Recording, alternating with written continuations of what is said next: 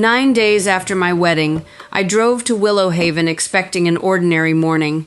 Instead, I found 3 strangers on the east lawn with measuring equipment, a camera, and a printed site plan of the property my mother had spent most of her adult life building. I asked the man leading them who had authorized the visit. He introduced himself as Mark Ellison, a commercial property consultant, and explained that his firm had been asked to complete a preliminary valuation for a possible ownership transition. When I told him Willow Haven was not for sale, he looked genuinely confused. According to his paperwork, the visit had been arranged through a contact connected to Cole Hospitality Group, and Nathan Cole had coordinated access.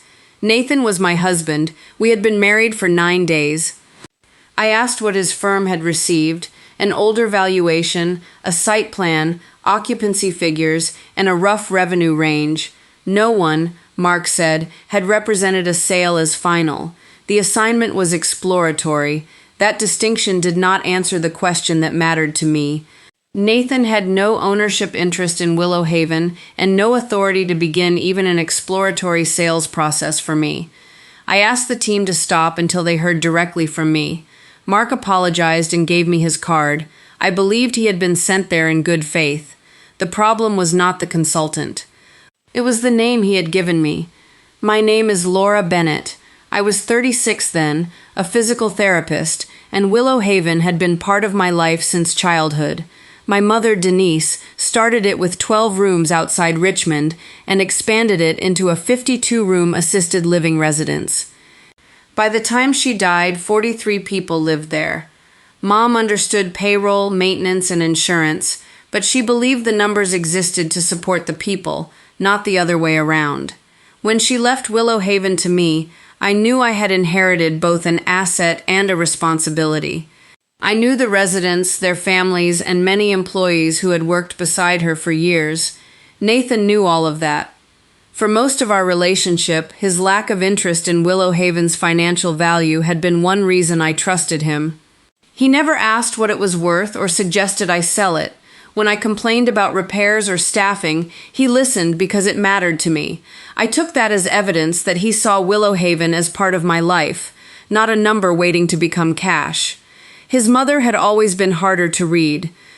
Margaret Cole ran Cole Hospitality Group, the hotel company Nathan's grandfather had founded. She was polished and rarely asked a question without making it sound casual. Before our wedding, she had asked how much land surrounded Willow Haven, whether occupancy stayed high, and whether I had ever considered an outside operator. I had assumed she was simply talking about the world she understood. Standing in the parking lot with Mark Ellison's card in my hand, I heard those old conversations differently. I called Nathan and told him there was a valuation team at Willow Haven. He did not ask what I meant or why they were there. After a short silence, he said he could explain. That response told me more than surprise would have. When I asked whether he had arranged the visit, Nathan admitted that he had. His mother, he said, had asked him to help gather information because the family was reviewing financial options. I asked why Margaret needed options involving property she did not own. He insisted no one was trying to sell Willow Haven. They were only trying to understand what it might be worth if I ever chose to consider a sale. I reminded him that I had never said I wanted to consider one. He knew that, he said, but he had thought knowing the number could not hurt anything. That was the first moment the situation became larger than Margaret's curiosity. Nathan was describing a decision he had made for me because he had decided the first step did not count. I asked what he had sent. He admitted to the old valuation, the site plan, and what he called basic operating numbers. The information had come from a spreadsheet I had sent him the previous year while we were discussing whether Willow Haven needed a new administrator. He was right. I had given it to him during a completely different conversation, at a time when sharing it with the man I planned to marry had felt harmless. "You gave my business information to your mother," I said. He told me he had only given her enough to understand the property, and repeated that this was not what I thought. I asked what I was supposed to think when strangers arrived at Willow Haven with a site plan and a valuation tied to his family company. That was when Nathan stopped answering quickly. He finally said Cole Hospitality had some difficult financial decisions coming up.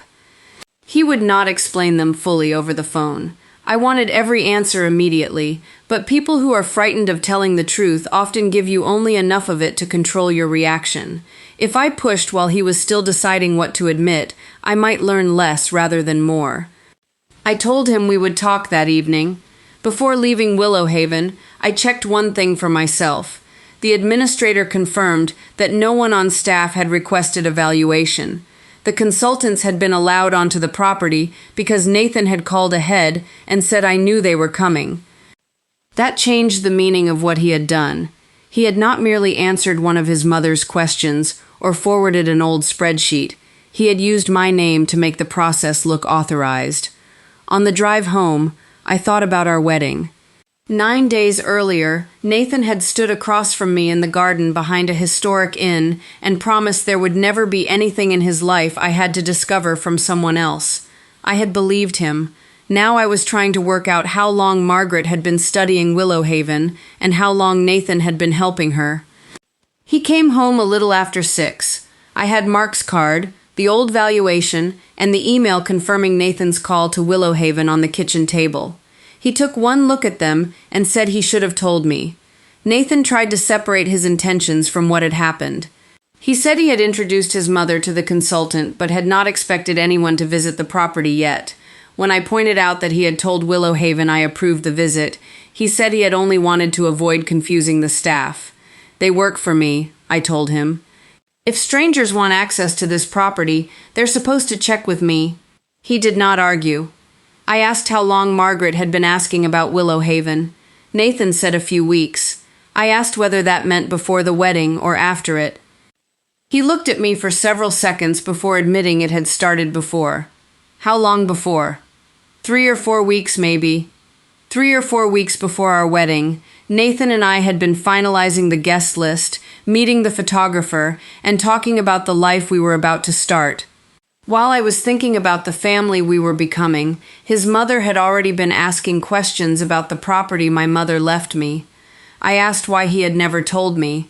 Nathan said he believed Margaret was only exploring possibilities and saw no point in alarming me over something that might never go anywhere. That answer might have helped if the consultants had not already been standing on my lawn that morning. I asked what financial problem his family was trying to solve. Nathan admitted Cole Hospitality was under pressure and that Margaret was looking at debt, restructuring, and ways to bring in capital. He still insisted no decision had been made about Willow Haven. Then, as if he wanted to prove how theoretical everything was, he mentioned that the group Margaret had contacted specialized in senior living properties and would probably pay more than an ordinary real estate buyer. For a moment, I said nothing. Nathan had spent the evening telling me his mother was only exploring possibilities, yet he knew what kind of buyer she had approached, why that buyer might value Willow Haven differently, and enough about a possible sale to tell me the price could be unusually high. That was when I stopped asking whether Margaret Cole was interested in Willow Haven. I started wondering how much of her plan my husband already understood before he married me. Task 5.2. The next morning, I went back to Willow Haven and asked our administrator to pull the records from the previous week.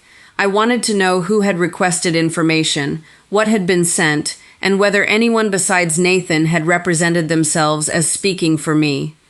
No one on staff had sent Margaret anything directly. The figures the consultant received matched the spreadsheet I had once shared with Nathan, including a maintenance estimate that had never appeared publicly.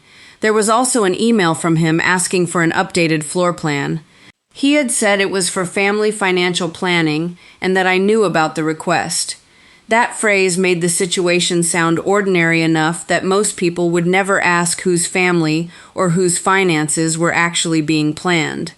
I called Nathan and asked him to tell me exactly what he had sent his mother.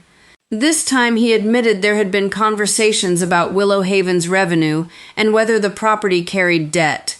He still described everything as preliminary. "What financial problem are you trying to solve?" I asked. Nathan told me Cole Hospitality had 2 loans coming due within the year. Several hotels had recovered more slowly than expected after renovations, and the lender wanted the family either to reduce debt or bring in additional capital. I asked whether selling Willow Haven was one of the options. She thinks it could be. I never told her you would do it. That distinction mattered to him. Nathan seemed to believe there was a moral line between promising my property and helping his mother calculate what my property might solve. As long as he had not signed my name or told anyone I had agreed, he thought he was still standing on the safe side of that line. I did not. When I asked how serious the problem was, he finally gave me an answer that sounded less managed. If the family could not satisfy the lender, 1 or 2 properties might have to be sold quickly, which could mean layoffs.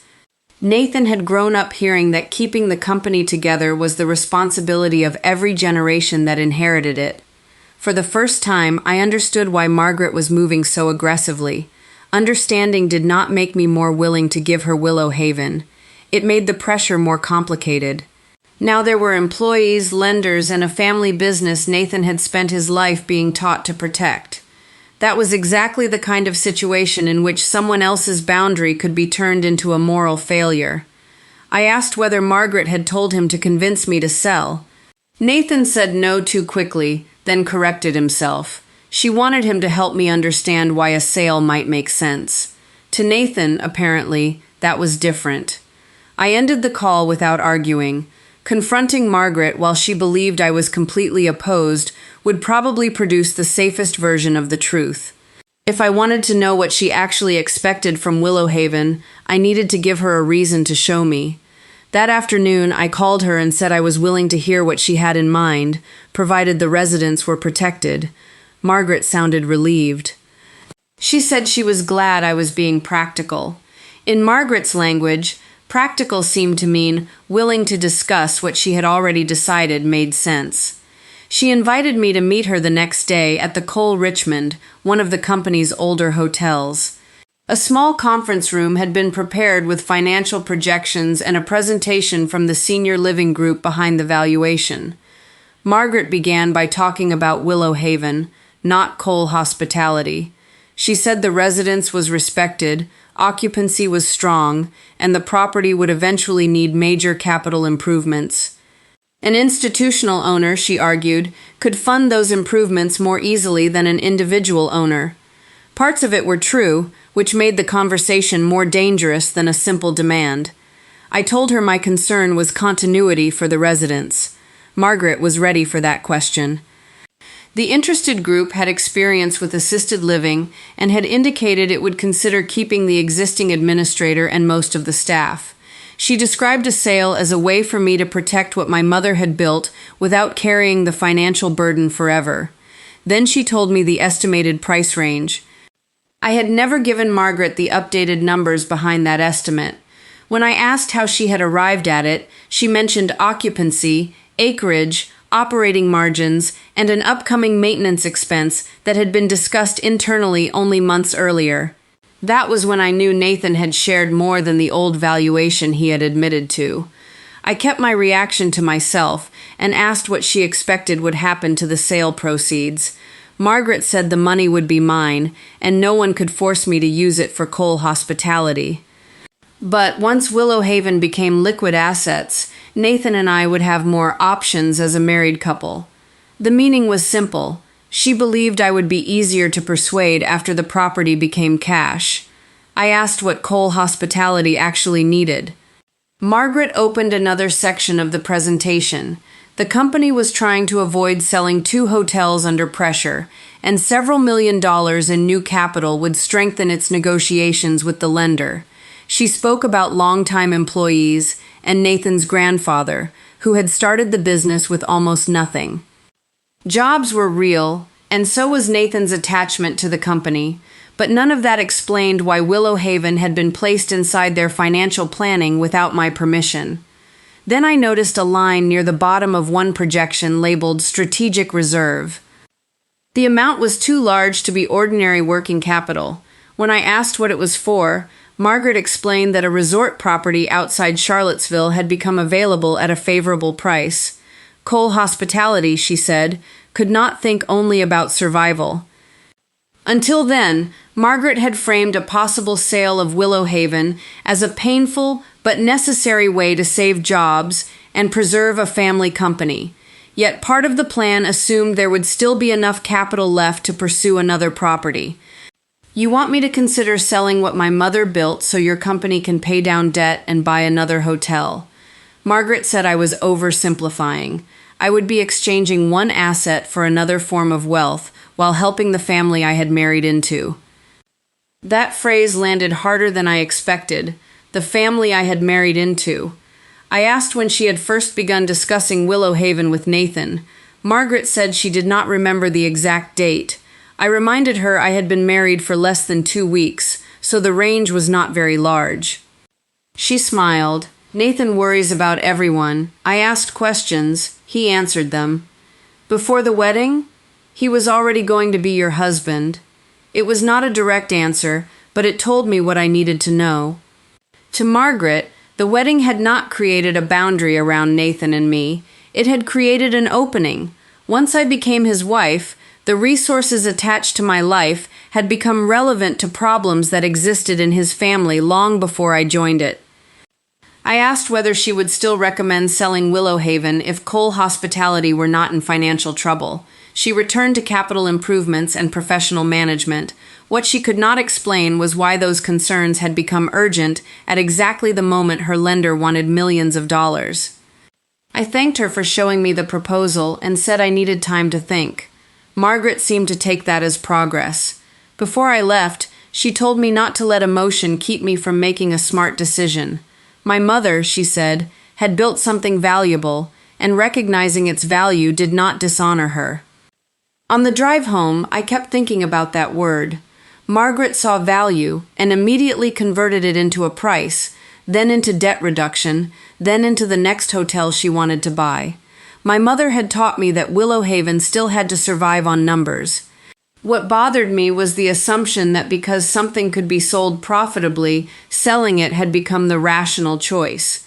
By the time I reached home, I had made one decision. Willow Haven was not going to be sold to rescue Cole Hospitality.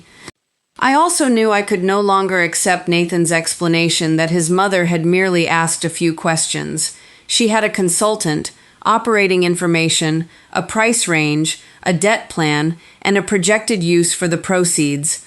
Plans like that did not appear in a week. At that point, I thought the hardest question left was how much Nathan had helped her build it. I thought that if I could answer that, I would finally understand what I was dealing with. I was wrong. Task 5.3. 3 days after my meeting with Margaret, Willow Haven's administrator called before breakfast. 2 families wanted to know whether the residence had been sold. I told her it had not. She explained that another family had heard an institutional buyer was prepared to invest heavily in the property, but that I was refusing to consider the offer. No one knew where the story had started. It had moved through parking lot conversations and phone calls, the kind of rumor that becomes difficult to trace because no one person feels responsible for spreading it. The rumor was careful enough to be dangerous. It did not accuse me of closing Willow Haven or forcing anyone out. It suggested something more reasonable, that I might be allowing emotion to stand in the way of a deal that could make the residents safer and better funded.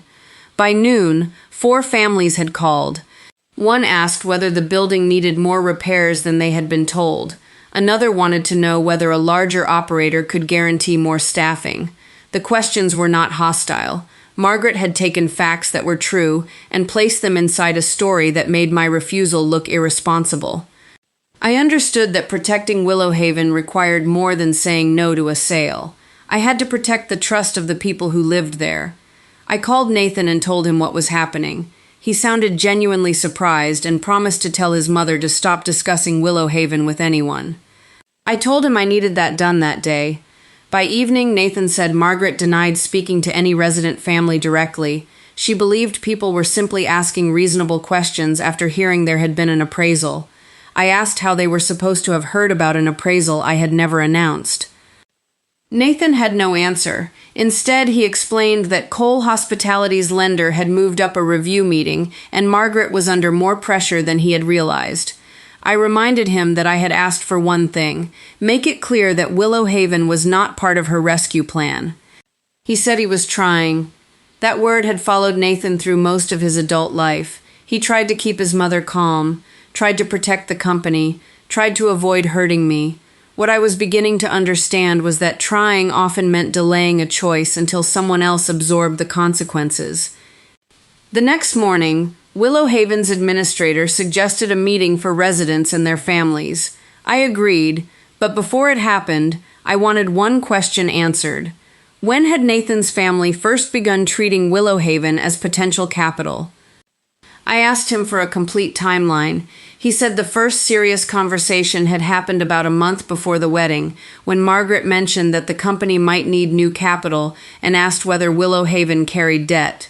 Nathan had told her it did not. If there was no debt on the property, Margaret would have understood immediately that a sale could release a large amount of cash. Nathan admitted that possibility had come up, but he still insisted he had never promised I would sell. I believed that part. By then, I was no longer worried that he had forged my signature or transferred anything. The betrayal was less dramatic and more personal. He had allowed my property to become part of a family financial conversation before I knew the conversation existed. I asked whether anyone besides Margaret had discussed it with him. Nathan said he could not remember every meeting. That was when I stopped asking him to remember and started asking him to show me what existed. He resisted because Cole Hospitality was private. I told him I did not want the company's files. I wanted anything that mentioned Willow Haven or assumed money from me. If there's nothing else, showing me that should be easy. He said he would look. 2 days later, I still had nothing. During those 2 days, one family asked whether it should begin looking at other residences as a precaution. A longtime resident named Mrs. Keller stopped me after lunch and asked whether she would have to leave the room she had lived in since her husband died. I told her no one was asking her to move. The question stayed with me. Margaret's plan had begun as a financial assumption inside her family. Now it was changing the behavior of people who had never agreed to be part of it. I called Nathan again and told him that if he wanted me to believe he had only been caught between his mother and me, he needed to stop standing in the middle and give me the truth. That evening he gave me access to old planning materials. I found a strategy meeting held 5 weeks before our wedding, attended by Margaret, Nathan, the chief financial officer, and an outside advisor named Peter Sloan. Nathan said Willow Haven had been mentioned only briefly.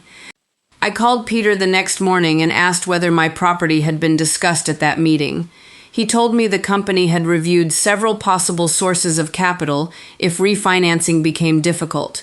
One involved selling a hotel, another involved outside investors. A third was described as a possible future sale of a senior living property connected to Nathan's marriage. Did anyone say I had agreed to that? No, Peter said. I assumed it was something you two had discussed. That answer mattered.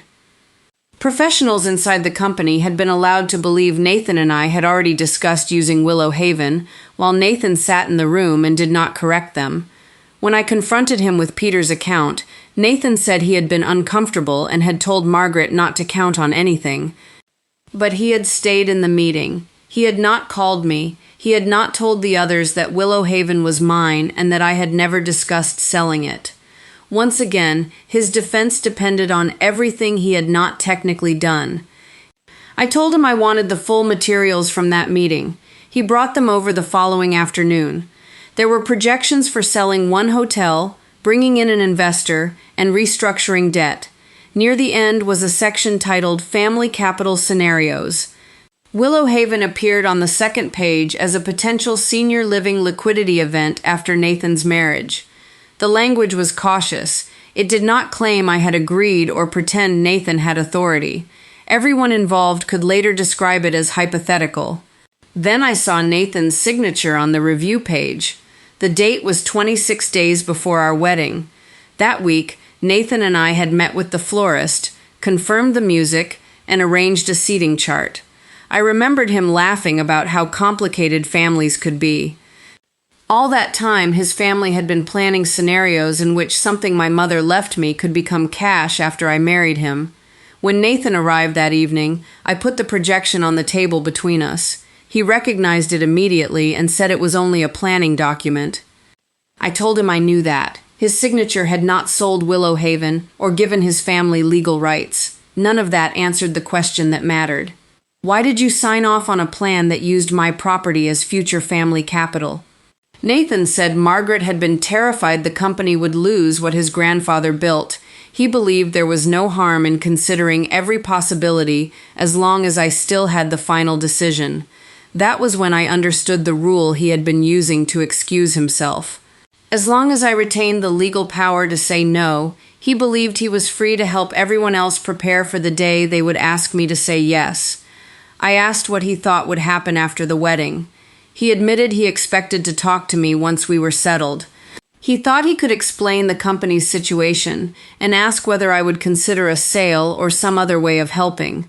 When I asked whether he thought I would be more likely to agree after we were married, he hesitated before saying marriage would make the conversation different.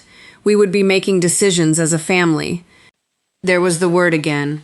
Margaret had used family to turn my property into a moral obligation. Nathan had used it to convince himself that delaying the truth until after the wedding was not manipulation, only timing. I told him I did not believe he had married me for Willow Haven. I believed he loved me, which was what made the betrayal harder to excuse. You loved me and still let your family build a financial plan around something that was mine. You knew they were waiting until after the wedding to ask, and you let me marry you without telling me. Nathan said he had been afraid.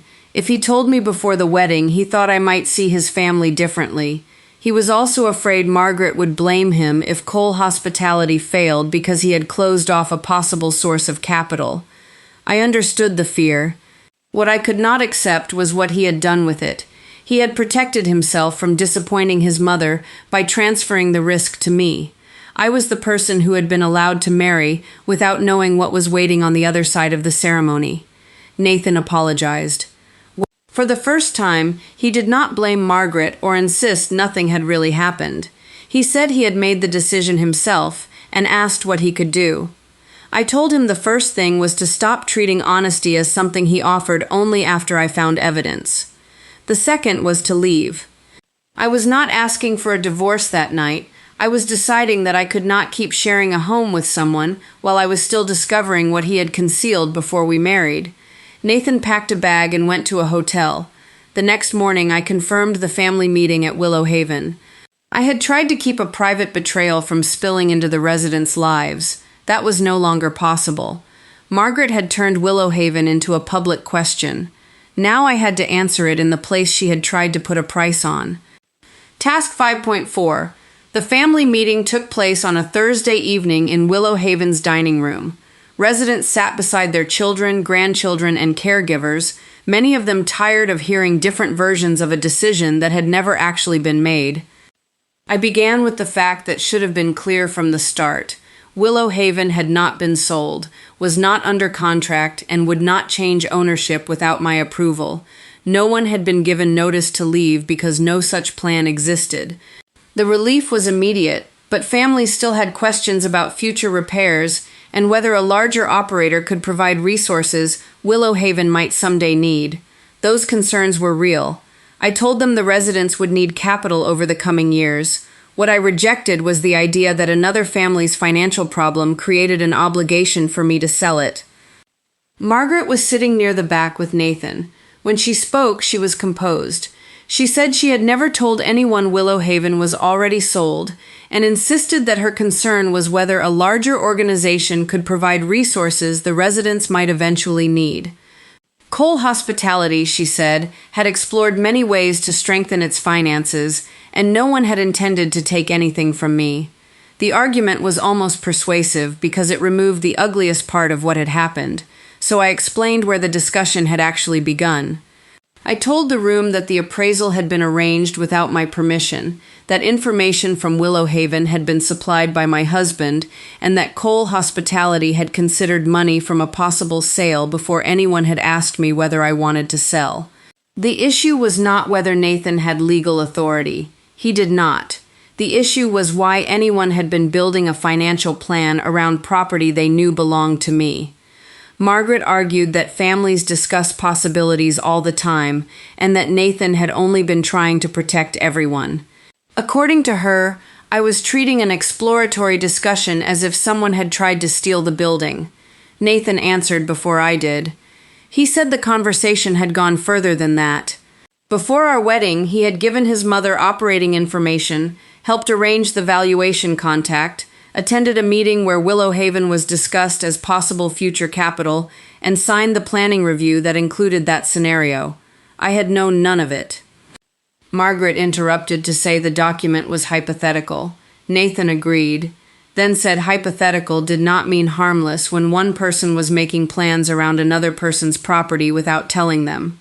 Hearing him say it publicly did not repair our marriage, but it changed something important. He was no longer asking me to carry the truth privately so that he could remain the reasonable son in his mother's eyes. When a resident's daughter asked about the buyer, I said Willow Haven was not available for sale. Margaret then asked whether I was prepared to finance every future need myself. It was the last version of the same pressure.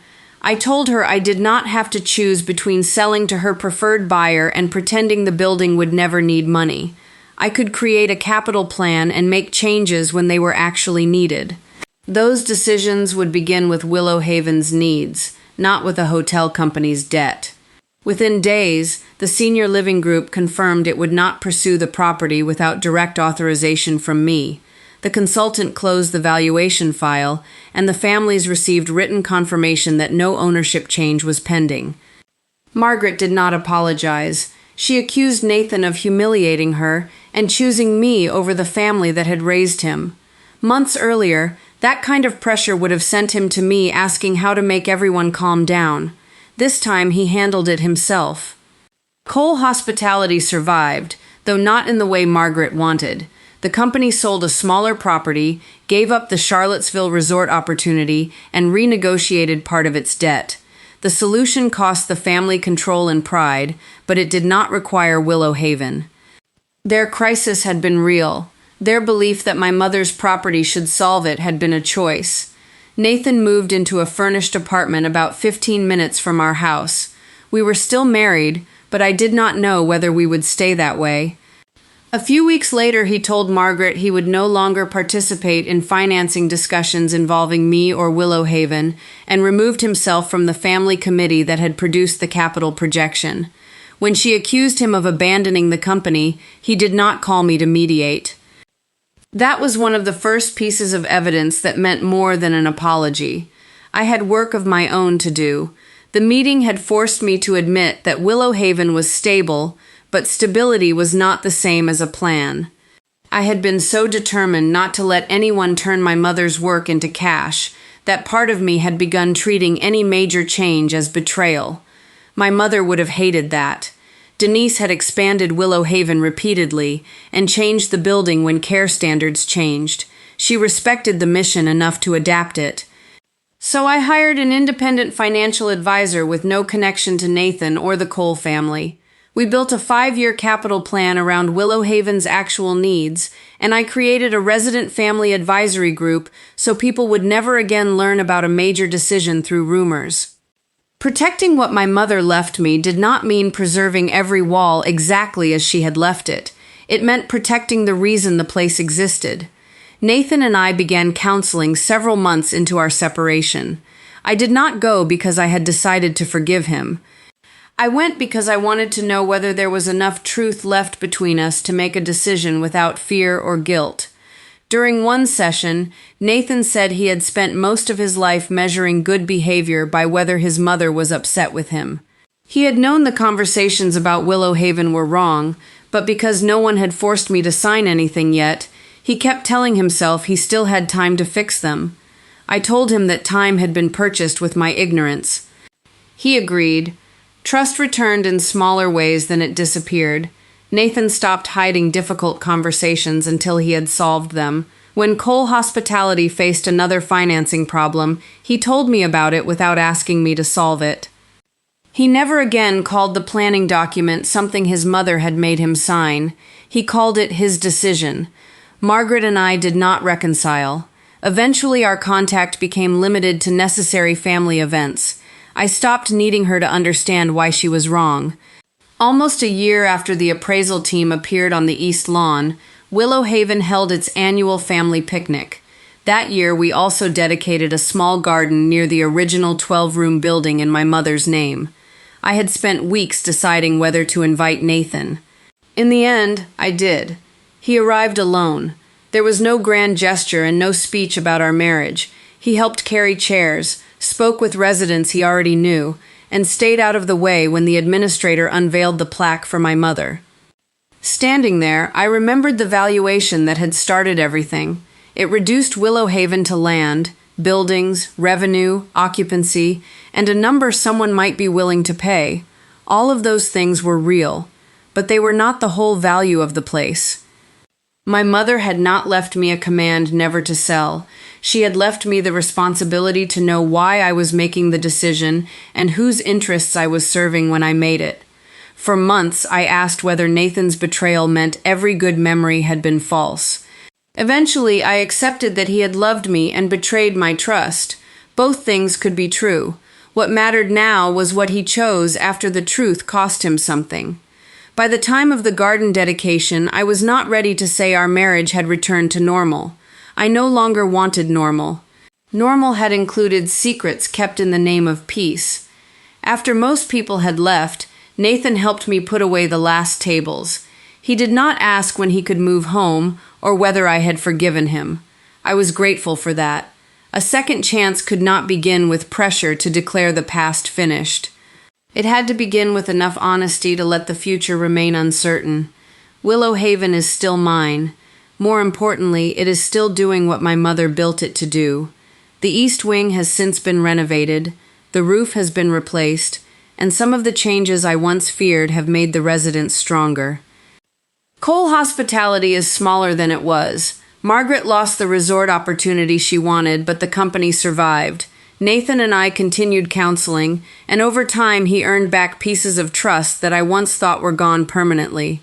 I learned that a boundary is not revenge. Saying no to someone else's emergency does not mean you want them to fail. Marriage does not turn one person's inheritance, business, home, or history into a resource everyone else is free to plan around. Some things have a price. That does not mean everyone has the right to decide when they should be sold. If there is one thing I hope you take from my story, it is this: pay attention when someone treats your love as leverage. A person who respects you will ask before making plans with what belongs to you, and when they make a mistake, they will take responsibility without demanding that forgiveness arrive on their schedule. If this story reminded you of someone who needs to hear that, share it with them. And if you believe trust is built by what people do after the truth comes out, not just by what they say when they are caught, stay with me for the next story.